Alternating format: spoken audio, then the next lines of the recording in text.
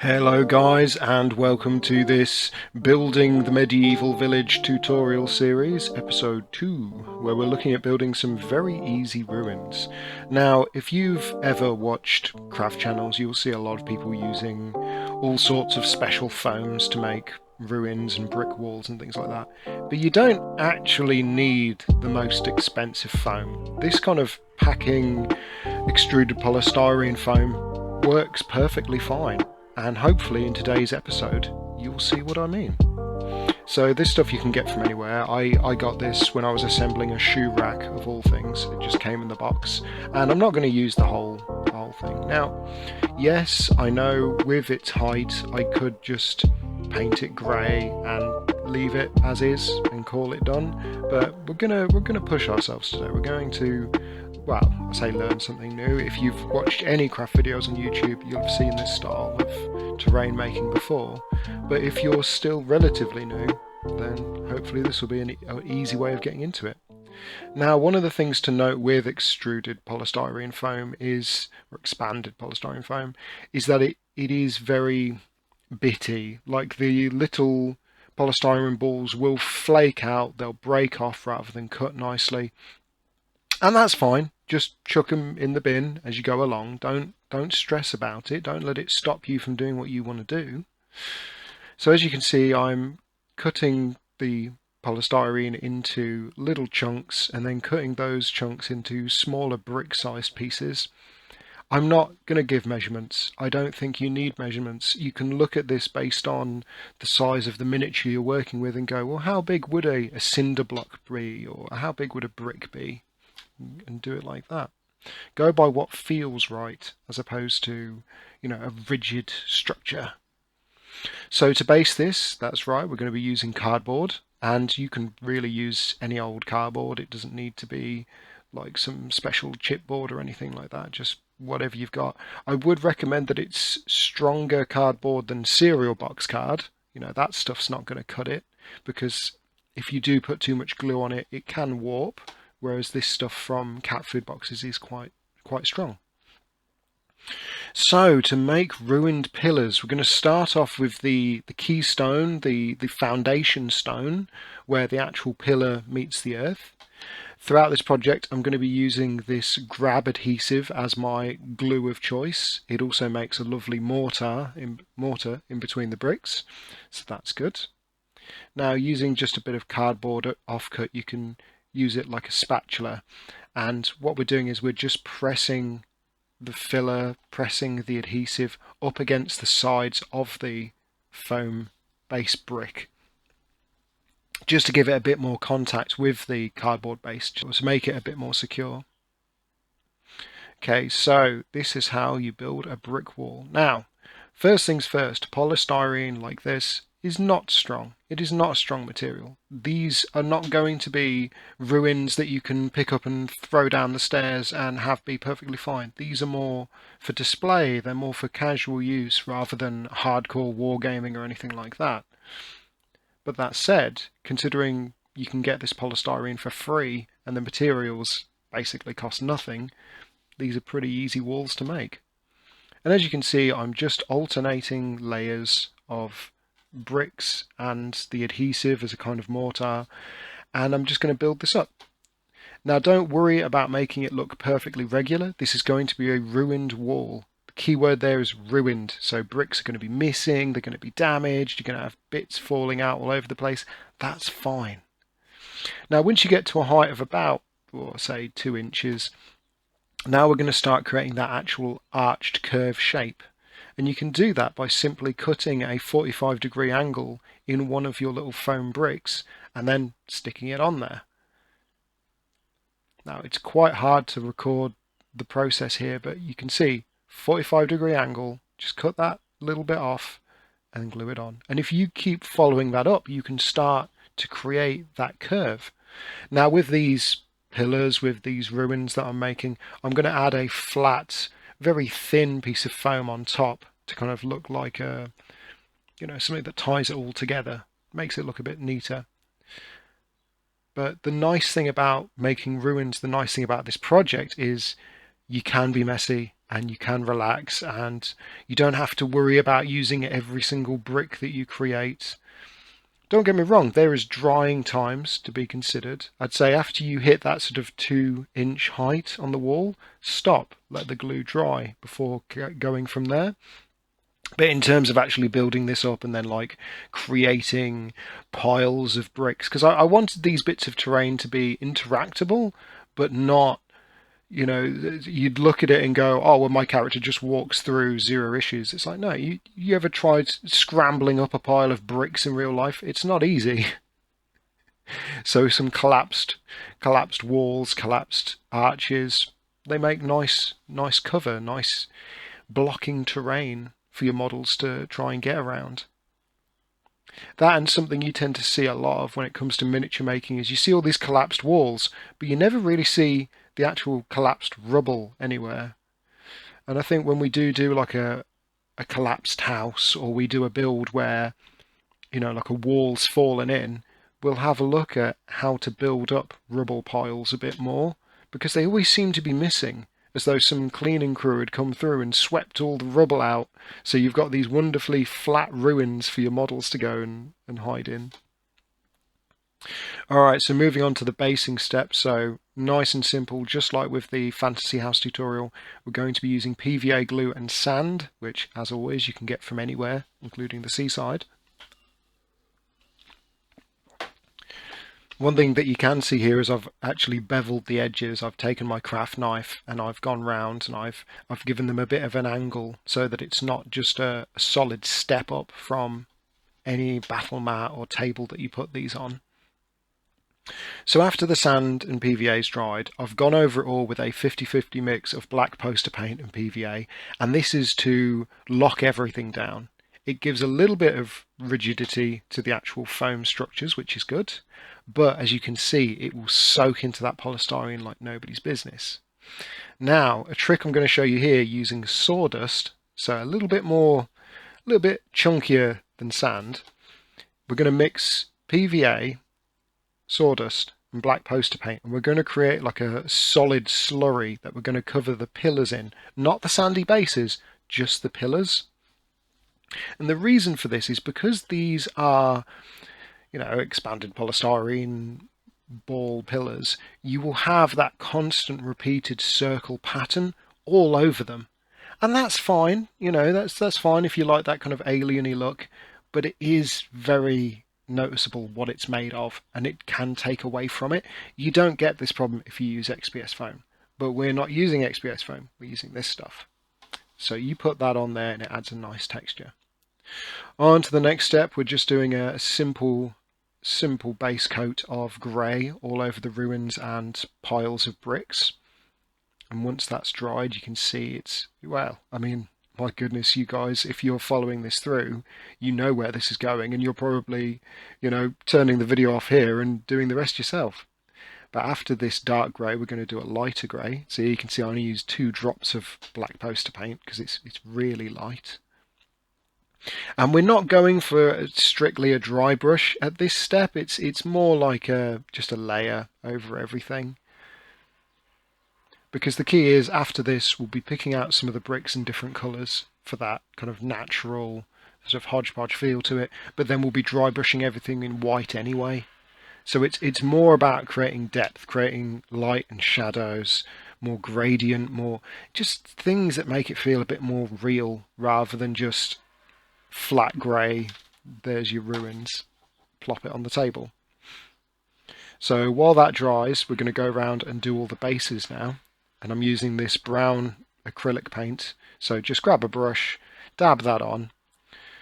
A tip here that you won't see me do is if you use a bigger brush for the wider areas, you can use a smaller brush as you get closer to the brickwork, because we don't really want to cover any of the bricks in this brown, because this is meant to be the dirt, this is meant to be the earth.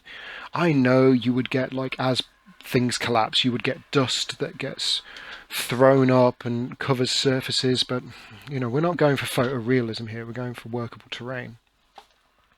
So let's make some of these bricks different colours. I'm going to use rust grey, screamer pink, and of course shabty bone. So a light blue, a dark pink, it's more of a magenta colour, and a beige.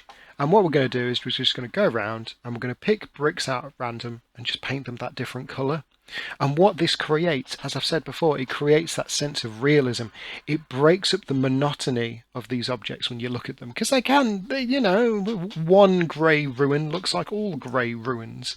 But by doing this, even if you use different colours, even if you use like greens or reds or yellows or oranges or something like that, it shows the variety in the craftsmanship that would have gone into these ruins. Now I know right now this all looks pretty stark, and I do apologise for the lighting here. I was doing this late at night because this next step takes a long time to dry. We're going to use a brown wash, the same brown wash that I showed you in my How to Paint Medieval Houses video. So this is just brown poster paint, water, and some dish soap. I think there's a little bit of black poster paint in there as well to darken it. But as you can see, once it's dried, it's added again a bit more contrast, it's tied everything together a bit more, it's made it a bit grittier, a bit more realistic, without going so far as to be photorealistic and all that. Now I'm going to use this Games Workshop Corax White to dry brush everything. It's actually quite a light grey rather than a white. I don't know if you can see that too well. But yeah, I've got some other paints that are stark white by comparison. That's Games Workshop for you. Now you'll see here some dust on my brush. This can happen, just take the time to take it off whatever you're painting. But as you can see, I'm just going around, I'm dry brushing all the raised surfaces. And when this is done, some of the colours, like the light blue, you know, it'll be barely visible, but that's fine. I mean, you can use a darker blue if you prefer. You can have a whole host of different colours. But it's helping to tie everything together. And it's also showing that these ruins have been around for quite a while. These aren't new. These are old. These are aged. And there you go. Look at that. So the next step then, after you've done that dry brushing, is of course the base. And we're going to need to go around all those brown areas now. We're going to need to tie them in. So of course we're using a shabty bone or a beige colour, and we're just going around and we're just dry brushing that on. Now I use a desert terrain table for my wargaming at the moment, so as a force of habit it's easy for me to go pretty heavy on the beige. If you want it to be more of a natural woodland kind of shade, just go lighter on it, but what can I say, it's force of habit. Now to add a bit more interest to these bases, I'm using a bit of the Mornfang brown, or just any brown, and a bit of Abaddon black, or just any black to darken it. And I'm making about a 50-50 mix. And what I'm adding, I know it's a bit hard to see, I'm basically creating a false sense of shadow in between pillars where they would meet. So not outside of them, just in between the archways. Now, this is more to sort of represent as people have walked across the ruins, as they've, you know, sort of trod between the archways, rather than creating true false shadows. But again, it just adds interest. Now, being foam, sometimes things break, so don't worry if you need to like use a bit of PVA glue and push them back together. This terrain, it's not the strongest, it's not the most durable, but you know what? Considering it costs nothing to make and it's pretty easy, it just needs a little bit of patience, man, you could do a lot worse. So, what about final steps? So I love grassy tufts. I'm over the moon with grassy tufts, and you can get them anywhere. I know you can make them yourself. I know there's applicators. I like to just go for the pre-made stuff, but you don't need to pay through the nose if you don't want to. The beige ones here are actually Army Painter, and they cost about £5 compared to Games Workshop with their 10, but you don't get as many. You don't get as many varied shapes and sizes. But what we're doing is we're going around, we're just adding a bit of life to these ruins. We're just adding the idea that, you know, they've been collapsed for so long that nature sort of come back a little bit and started to fill in the gaps. But this is entirely optional at this point. You don't need to do this. I'm doing this. I'm taking this an extra step further. but it's one of them. I know you can get the exact same effect from static grass or flocking, however you want to call it, where you put a bit of PVA down and then just sprinkle some of that goodness on top. You can also get the same effect, and I will show you this in a moment, using a paintbrush. Well, an old one that you don't want anymore.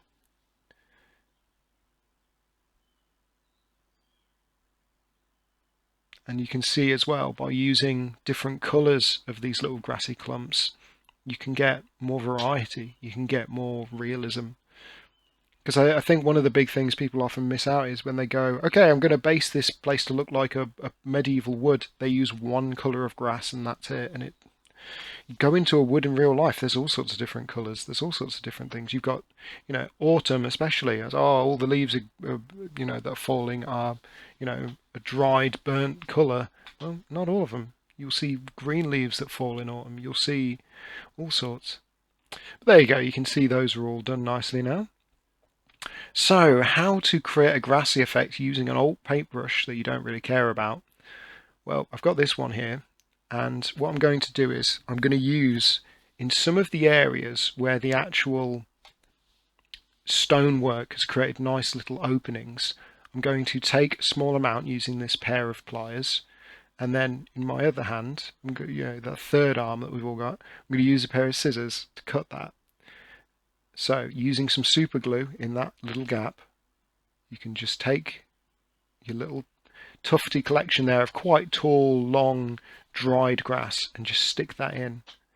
And again, it's life, it's colour, it just creates that little bit of variety, which sometimes I think these terrain projects need. They need that to look, realistic. And before the glue dries, you can preen it up a bit, but before you know it, you've finished. And you've got quite a nice little collection of ruins that you can do all sorts with. And don't get me wrong, as a project, this does take a couple of days. But that's mainly the drying time with the paint layers. The actual drying with the grab adhesive, like if you were to use no more nails, 5-10 minutes, and then each layer's firm as a rock. But this is a real test of your patience. You've got to be able to sit there and just stack little bricks and, be careful not to apply too much pressure, not to knock things down. It's hard. It's not a super easy project. But I think if you can make this, if you can take the time and do this, even as a beginner, this kind of discipline, this kind of attention to detail, this will carry over into your more ambitious hobby projects, because we've all got dreams of doing like big cathedrals or massive inns for our adventuring parties to meet in, with interiors and exteriors, but everyone has to start somewhere. And as you can see, even just something as cheap and as simple and as easy as this, you start putting models around it, you start sprinkling some of your nicely painted miniatures in there, you start accumulating this stuff that you've made yourself, and before you know it, you've got a pretty stunning tabletop to work with. But we'll get there, boys and girls. This is episode 2 of Building a Medieval Village. Tutorials for beginners to pros alike. Well, you decide. But no, I've got more to show you. And again, this project took 3 materials: foam, cardboard, sand. You can replace the sawdust with sand if you prefer. Besides glue and paint, it's not an intense project. But these ruins, these bits of terrain, you can use them in anything. You can use them for Dungeons and Dragons scenarios. You could use them for Frostgrave, which you're going to see now as I put some models in. You can use them for sci-fi wargaming. You can create different atmospheres. You can create a sense of urgency as player characters try to run through corridor after corridor of crumbling archways as something's chasing them, or you could just create a simple adventure, and this is a campsite that they come across, or this is somewhere where they decide to rest their head for the night. It's useful to have, it's useful to play with, and hopefully if you've enjoyed this video, you'll consider making one yourself. I'm not the kind of guy that's going to plug for likes and dislikes and all that rubbish. No, what I'd say is, if you've enjoyed this video today, I want to see you make it as well. I want to see you make some terrain. because it's good fun. And in the next episode of this tutorial series, we'll be looking at more simple techniques, more things to push yourself, because that's the key. Yes, we can all make this stuff. Oh yes, we've all done it before. But you know what? If it's so easy, then do it. If it's so simple, do it. Start making them. Alright, thank you all for watching, boys and girls, and I will see you all in the next tutorial. Bye bye.